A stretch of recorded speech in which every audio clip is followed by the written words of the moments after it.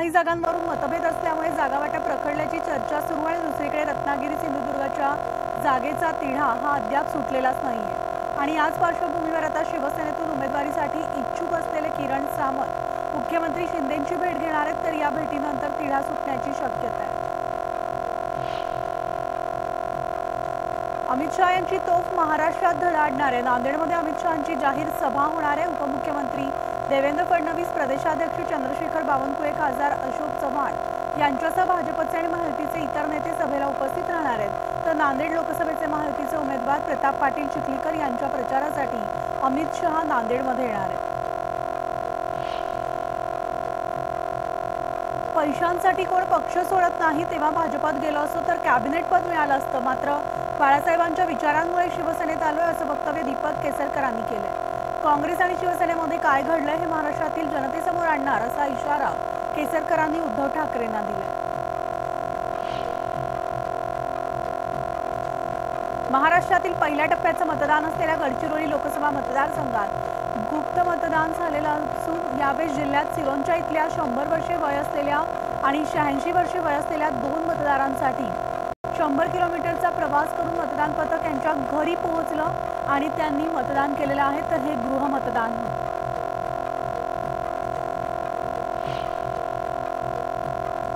भुसावळ विभागामधील 40 गाव स्थानकात रेल्वे प्रशासनाकडून येत्या 16 एप्रिलला ट्रॅफिक आणि पॉवर ब्लॉक घेतला जाणार आहे। याचा फटका प्रवासी गाड्यांना बसणार आहे। त्यामुळे या ब्लॉकमुळे 10 रेल्वे गाड्या रद्द करण्यात आल्या आणि 5 गाड्यांचे मार्ग बदलण्यात आले। काजळा गावामधील ग्रामस्थांना भीषण पाणी टंचाईचा सामना करावा लागतो, त्यामुळे आता त्रस्त गावकऱ्यांनी उमेदवाराकडेच पाण्याची मागणी केली आहे। तुम्ही आम्हाला पाणी दिलं तरच आम्ही तुम्हाला मतदान करू असा इशारा ग्रामस्थांनी दिलाय।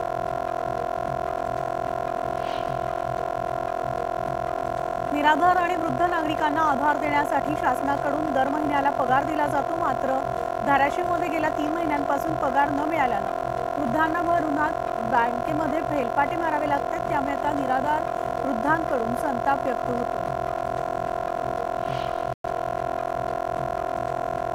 छत्रपती संभाजीनगर जिल्ह्यात पाणी टंचाईची समस्या गंभीर झाली। त्यातच आता पाणी पातळीमध्ये घट झाल्यानं अनेक लहान मोठे प्रकल्प आणि विहिरी कोरड्या पडल्या। त्यामुळे पाणी टंचाईनंतर चारा टंचाई भासू नये यासाठी आता जिल्हाधिकाऱ्यांनी चाराबंदीचा आदेश जारी केला।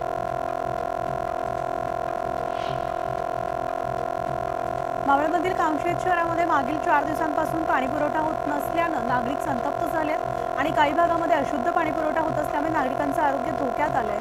त्यामुळे संतप्त झालेल्या महिलांनी ग्रामपंचायतीवर हंडा मोर्चा काढण्याचा इशारा दिला।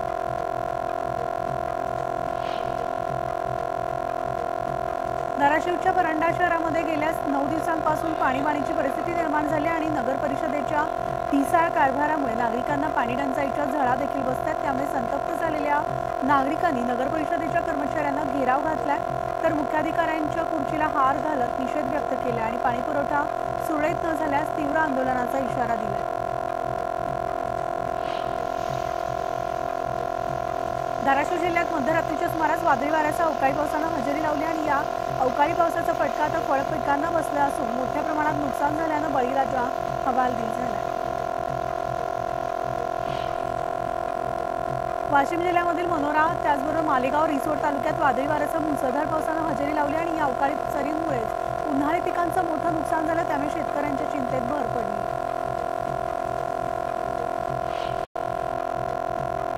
गोंदिया जिल्ह्यामध्ये रात्रीपासूनच अवकाळी पावसानं हजेरी लावली आहे, तर विजांच्या कडकडाटासह पडलेल्या पावसामुळे भाजीपाल्यानं नुकसान होणार आहे। मात्र आता या पावसामुळे उकाड्यापासून हैराण झालेल्या नागरिकांना दिलासा मिळाला। बोलवडमध्ये अवकाळी पावसामुळे जवळपास 36 गावांमधील 988 शेतकऱ्यांचं नुकसान झालं आणि 805 हेक्टरवरील पिकांचं नुकसान झाल्यानं शेतकरी हवालदिल झाला। याच पार्श्वभूमीवर आता कृषी सहाय्यकांचं 30 जणांच्या पथकानं गावोगावी फिरत पंचनामे करण्यास सुरुवात केली आहे। मात्र अपुऱ्या मनुष्यबळामुळे पंचनामे करण्यातही अडचण निर्माण होती। मुंबईमध्ये मुसळधार पावसात सखल भागांमध्ये पाणी उपसा करणारे पंप लावले जातात। यंदा देखील शहर आणि उपनगरात मिळून 481 ठिकाणी पंप लावण्यात येणार आहेत। त्यासाठी आता जिओ टॅगिंगचा वापर करावा। एखादा पंप जर वेळेत आणि योग्य प्रकारे कार्यरत झाला नाही तर संबंधित जबाबदार व्यक्तीवर कारवाई करावी असे आदेश पालिका आयुक्त भूषण गगराणी यांनी दिले।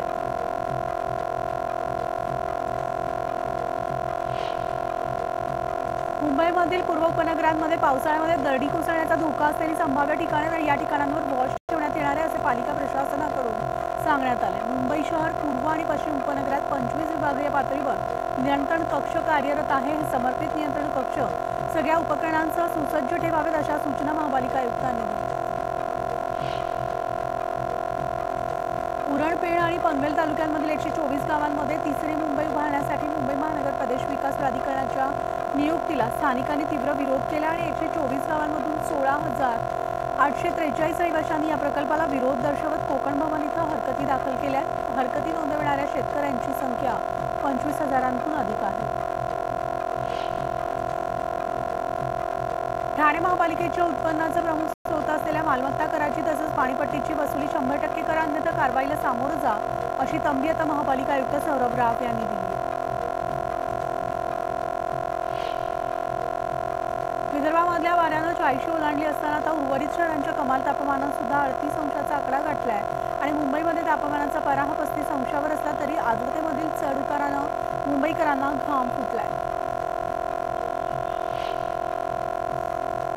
वर्सोवा घाटकोपर मेट्रो एक मार्गिकेवर सतत तिकीट काढण्यापासून प्रवाशांची सुटका होणार आहे आणि हातामध्ये आता घातलेल्या स्मार्ट बँडच्या साहाय्याने प्रवाशांना विना तिकीट बँडच्या साहाय्यानं काढलं जाणार आहे. त्यामुळे प्रवास करणं शक्य होणार आहे. मुंबई मेट्रो वन प्रशासनानं हातात घालता येईल अशा टॅप फेअर बेल तिकीट बुधवारी त्यांनी लॉन्च केलं.